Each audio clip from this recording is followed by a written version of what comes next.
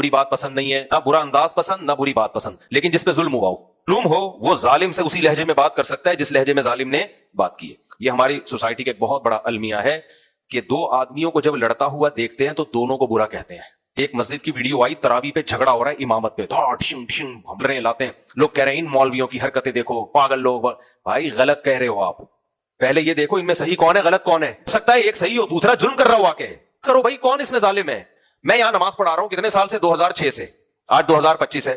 अब मुझे एक बात बताओ, अगर कोई आके बंदा खड़ा हो जाए मुसल्ले पे, मुझे हटाए, मैं पढ़ाऊंगा और 6 बंदे ले आए बस भर के, हम मस्जिद पे कब्जा कर रहे हैं, तो क्या हम यूं कहेंगे ठीक है जी आप पढ़ाइए, आपने पढ़ा दी हमने पढ़ा दी, एक ही बात है। मैं यकीन होगा ना कि ये बंदा 2 नंबर है, कब्जा कर रहा है मस्जिद पे। आप महल्ले वाले आपको जानते हैं, क्यों बिला वजह आप पूरी बस भर के लाके बंदे पे घुसाना शुरू कर दिए। एक मस्जिद में इतने अरसे से नमाज हो रही है, यही निकलेगा। आप कह सकते हो कुछ भी नहीं करो, पुलिस में जाके कंप्लेन करो, जब पुलिस में जाने तक पूरा कब्जा हो चुका होगा, भी अपने साथ मिलाया वो।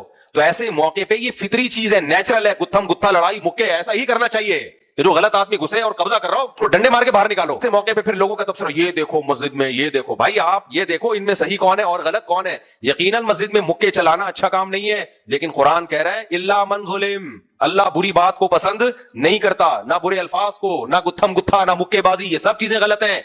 लेकिन जो रिएक्शन में करेगा तो रिएक्शन की इजाजत है। मजहबी स्कॉलर बाज दफा अखलाकियात की ऐसी तालीम देते हैं जो प्रैक्टिकल लाइफ में मुमकिन ही नहीं है। बताया हुआ देखो बहुत अच्छे अखलाक से मैं घर में रहना चाहता हूं, एक लिमिट है बर्दाश्त की। घर में भी हमने ऐसे धमकी दी हुई है, कोई घर चलता ही नहीं है लामहदूद खुश अखलाक, कुछ भी कर लो हमें बस हम थैंक यू ही कहेंगे, हम हंसेंगे, हम कहेंगे कोई बात। ऐसा नहीं होता, दुनिया बेच के खा जाएगी आपको। बच्चे आपके बाप बन जाएंगे थोड़े दिनों में। आजकल मोटिवेशनल स्पीकर को मैं देख रहा हूं, देखिए बच्चा जब घर में कुछ चीखता है ना, चीखता तो इससे बच्चों का ना एक वो हार्मोन रिलीज होता है जब कोई चीखता है। खाओ जो अफोर्ड कर सको, बिल्कुल ही घर में जरा, वैसे तो चीखने का घर में माहौल नहीं होना चाहिए, ये गैर खानदानी लोगों के यहाँ हाँ हर वक्त चीखो पुकार लगी होती है। खानदानी लोग हमेशा आराम से बात करते हैं और तमीज से ही चलते हैं। लेकिन अगर कोई मातहत आपका लिमिट क्रॉस कर रहा है बार बार बार बार, तो फिर भाई थप्पड़ भी बनता है, फिर चीखना भी बनता है। फिर अगर उसको तंबीह नहीं करते तो ये उस पर जुल्म कर रहे हो आप, फिर उसके साथ ज्यादती कर रहे हो, उसके साथ ज्यादती हो जाएगी। तो हर चीज की एक लिमिट है। फिर भी बच्चे को सेल्फ रिस्पेक्ट नहीं, सेल्फ रिस्पेक्ट बहुत ज्यादा दे दी तो फिरौन बन जाएगा, तकब्बुर पैदा हो जाएगा उसके अंदर। हम कहते हैं बच्चे की सेल्फ रिस्पेक्ट होती है, यकीनन होती है, लेकिन बच्चे को तवाज़ो भी तो सिखानी है। डांट भी ना सके, बाप ने डांटा, बच्चा बाप को बदअखलाक समझ रहा है, इसका मतलब बच्चे में फिरौनियत पैदा हो रही है, ये बाप बन जाएगा थोड़े दिनों में। एक लिमिट है, उस लिमिट को किसी को भी क्रॉस नहीं करने देना चाहिए। और दुनिया की कोई हुकूमत इस गैर मामूली अखलाक पे चलती नहीं है। हर हुकूमत ने पुलिस भी रखी हुई है, जेल भी रखे हुए हैं, सख्त सख्त सजाएं भी रखी हुई हैं। भाई क्यों नहीं कर लेते? जापानी तो इतने पोलाइट होते हैं, इतने अच्छे होते हैं, चोर को पकड़ो तो चिंग पांग करके उसको समझाओ और उसको हदिये दो, गिफ्ट दो ताकि वो चोरी छोड़ दे। भाई जापान में भी जेलें हैं, मलेशिया में भी जेलें हैं, अमेरिका में भी जेलें हैं। वो कहते हैं भाई ये हमने आपको बता दिया, कितने बड़े बड़े जुर्माने लगते हैं दुबई में, आप सिग्नल तोड़ देते हो, सजाएं मिलती हैं। रियासत है, मस्जिद भी एक छोटी सी रियासत है। तो ये नहीं होता कि कोई शख्स हद से तजावुज करता चला जा रहा है और हम कहें कि नहीं हमने तो ऊंची आवाज से बात ही नहीं करनी है। तो हजरत मौलाना अशरफ अली थानवी ने बड़ी प्यारी बात लिखी है कि जब भी 2 बंदे लड़ रहे हो तो दोनों को जाके चमाट नहीं लगाया करो और दोनों को बुरा भला मत कहा करो, बल्कि ये देखो कि इनमें सही कौन है और इनमें गलत कौन है, फैसला करो। हम लोग, हमारी एक आदत है जहां फड्डा हो रहा है दोनों को गलत। तो इसी में ये आजकल जो नए नए मजहबी स्कॉलर आ रहे हैं और ये कह रहे हैं कि वो उससे लड़ रहे हैं, ये भी बेवकूफाना बातें हैं। अगर इस दलील से सारे गलत हैं तो फिर तो आप भी गलत हो, क्योंकि आप इन सबको बुरा कह रहे हो, ये सब मिलकर आपको बुरा कह रहे हैं। वही वाली मिसाल हो गई ना जो उस दिन मैंने दी थी। मैं कहूं अब्दुल अहद भाई ने मेरे 1 करोड़ रुपए लिए मुझसे, मैंने कोर्ट में इनके खिलाफ केस किया कि अब्दुल अहद भाई ने मेरे 1 करोड़ रुपए लिए। कोर्ट ने इनको बुलाया, इन्होंने कहा नहीं मैंने नहीं लिए, मुफ्ती साहब ने मुझसे 1 करोड़ रुपए लेके खा गए हैं। कोर्ट का है, तू उसको बुरा कह रहा है, वो तुझे बुरा कह रहा है, तू उनको चोर कह रहा है, वो तुम्हें चोर कह रहा है, तुम दोनों ही चोर हो, जाओ यहां से। तो ये कोई अकलमंदी का काम होगा? भाई आप जज बन के फैसला करो किसका इल्जाम सही है और किसका इल्जाम गलत है। आप जज किस बात के हो? या फिर जज बनो ही नहीं। उसने कहा कि अब्दुल अहद मुफ्ती साहब को, मुफ्ती साहब अब्दुल अहद को और जज इन दोनों को, तुम तीनों गलत हो। फिर चौथा आया, उसने कहा अब्दुल अहद मुफ्ती साहब को चोर कह रहा है, मुफ्ती साहब अब्दुल अहद को चोर कह रहे हैं और जज इन दोनों को चोर कह रहा है, ये तीनों भी गलत। और वो जो चौथा इन चारों को गलत कह रहा है, इन तीनों को गलत कह रहा है, वो भी चोर है। लिहाजा ये तो इस दलील से तो पूरी दुनिया बिलाखिर चोरी बन जाएगी, गलती बन जाएगी।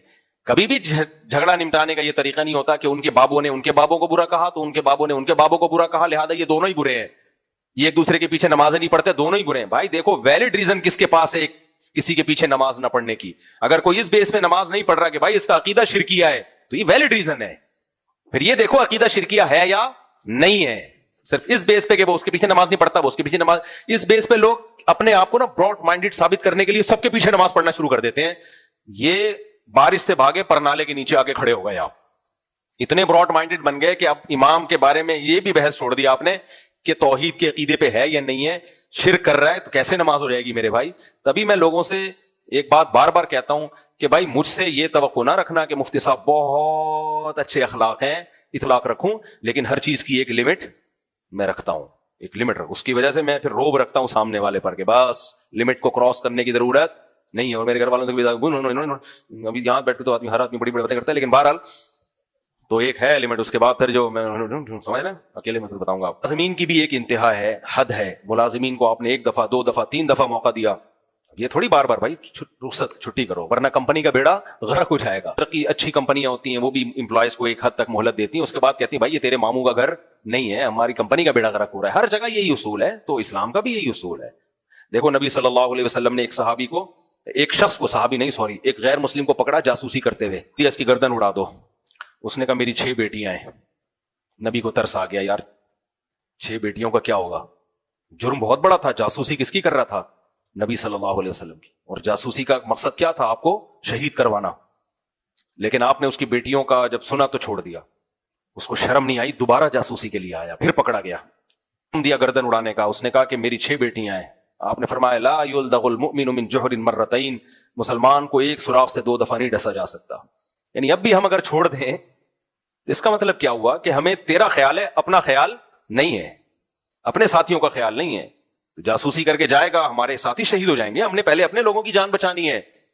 تو یہ نبی کی سیرت میں بھی ملتا ہے. لا محدود نہیں ہے کہ بس بھائی لیڈر تو اس کو تھوڑی کہتے ہیں لیڈر، ہر چیز کی ایک لمٹ ہے. تو یہاں بھی اللہ نے بتایا کہ اللہ بری بات کو پسند نہیں کرتا، سخت لہجے کو پسند نہیں کرتا، لیکن جواب میں، کس میں؟ جواب میں، تاکہ لوگ تمہیں کھا نہ جائیں. تو اسی وجہ سے اللہ نے ہمیں غصہ بھی دیا. اللہ نے ہمیں خاص طور پہ مرد کو جو اللہ نے بھاری آواز دی ہے وہ اس لیے تاکہ گھر میں بیوی پر، استغفر اللہ، خواتین کہتی ہیں نا یہ تو ہمارے جیسا ہے، تو اللہ نے اس کو آواز بھاری کیوں دی ہے؟ اس لیے تو دی ہے تو تھوڑا سا یہ تم پہ روب رکھے، آپ ماتحت ہو کے چلیں.